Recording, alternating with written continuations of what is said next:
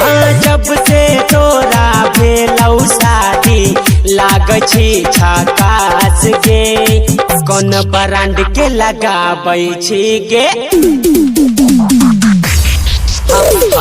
कौन ब्रांड के लगाबै छी गे छौड़ी तू फेसवास गे, कौन ब्रांड के लगाबै छी गे छौड़ी तू फेसवास गे।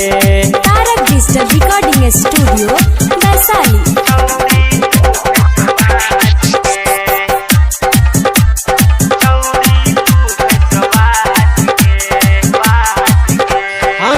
पहिले से रहली सबला होई गेली गोर गे, पहिले से रहली सबला होई गेली गोर गे।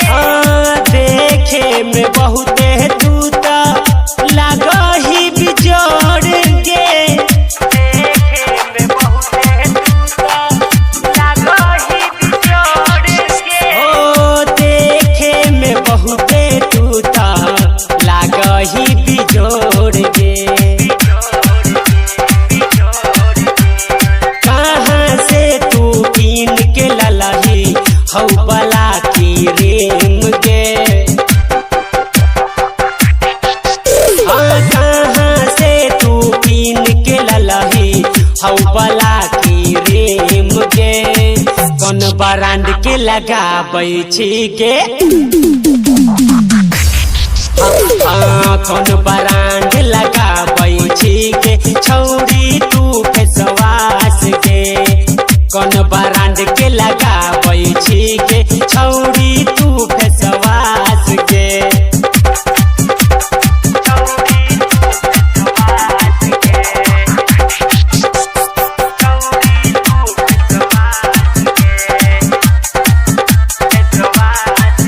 ओ चेहरा पर तोहर कितना आई गेलौ लाइट गे, चेहरा पर तोहर कितना आई गेलौ लाइट गे।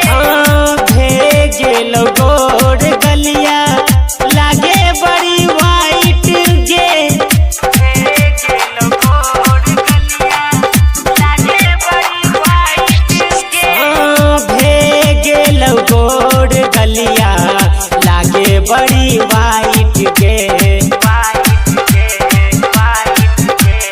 जब से देखलौ बबियल बेला होइ छौ ना बर्दाश्त गे,